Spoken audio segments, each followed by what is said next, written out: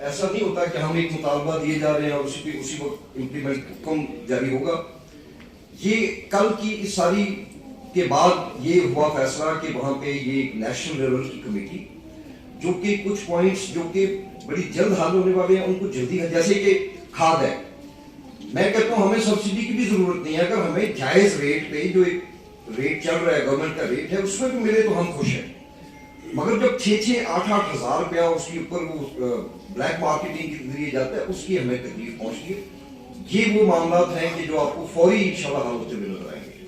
اسی طرح جو بجلی کے ناجائز لوگوں کے ٹرانسفارمرز کٹے ہوئے ہیں، ہم امید کرتے ہیں کہ کل کے وزیر اعظم کے حکم کے بعد اگلے 24 گھنٹے میں وہ ٹرانسفارمرز انسٹال ہو جانے چاہیے. تو اب ہم دیکھتے ہیں جو ہمارے مطالبات تھے ہم نے سامنے رکھ دیے ہیں، اب آگے دیکھتے ہیں انشاءاللہ گورنمنٹ کیسے اس کو رسپانس. اور یقیناً آرمی چیف نے اعلان بھی کیا کہ یہ جو مافیاز ہیں اب ہم ان کو، جیسے ڈالر کو ہم نے ریکویسٹ کی تھی کہ جیسے آپ نے ڈالر کو کنٹرول کیا اسی طرح کھاد مافیا کو، اسی طرح شوگر مل مافیا اور دیگر مافیاز کو بھی کنٹرول کیا جائے.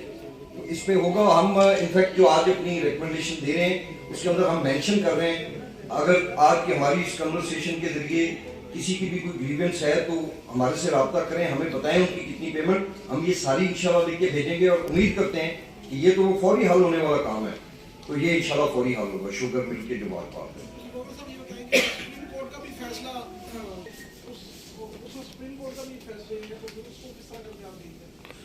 اب دیکھیں یہ جو کمیٹیز فارم کی جاتی ہیں اسی لیے ہوتا ہے تاکہ موقع پہ احکامات اس لیے جاری نہیں ہوتے کہ کوئی ایسی چیز کا حکم نہ ہو جائے جو قانون کے خلاف ہے. یا جب یہ کمیٹی فارم ہوگی تو obviously وہ سپریم کورٹ کے جو فیصلے ہیں ان کو سامنے رکھے گی اور اس کے اوپر انشاءاللہ.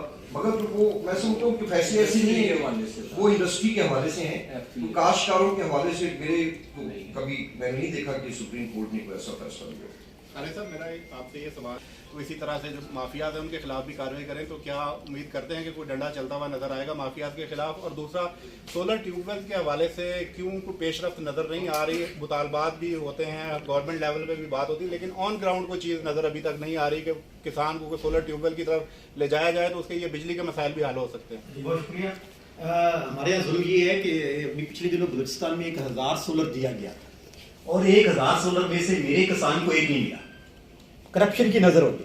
اسی طرح آپ کو پتہ ہے پچھلی دفعہ انہوں نے کہا تھا کہ سولر پہ ہم 30% ہم دیں گے، 60% کسان دے، لیکن آج تک اس پہ کوئی عمل درآمد نہیں ہوا. اسی لیے ہم آج پر امید اس لیے کر لے ہیں کہ جس طرح آرمی چیف صاحب اور پرائم منسٹر نے ہمیں سنا اور ہم سے یہ وعدے پہلے بھی ہوئے ہیں، لیکن اب ہمیں امید ہے کہ اب جو وعدے کیے گئے انشاءاللہ وہ پورے ہوں گے. اور خاص طور اس ملک کو اگر آپ نے بچانا ہے تو آپ کو پتہ ہے بجلی آپ کی اتنی مہنگی ہے، نہری نظام کا وہ بالکل خاتمہ ہو گیا ہے. اب میرے کسان نے سولر سے ہی اپنا ٹیوب ویل چلا کے اپنی فصل کو تیار کر دیا. اچھا بار صاحب ایک یہ بات بتائیں کہ پنجاب میں تو کھاد ایکسٹرا دی گئی تھی، تو کیا وجہ کسانوں کو کیوں نہیں ملتی رہی کھاد؟ سر جی ایک تو جو ڈیلر ہے اور دوسرا انتظامیہ ہے، خاص کر جو ایگریکلچر والے ہیں.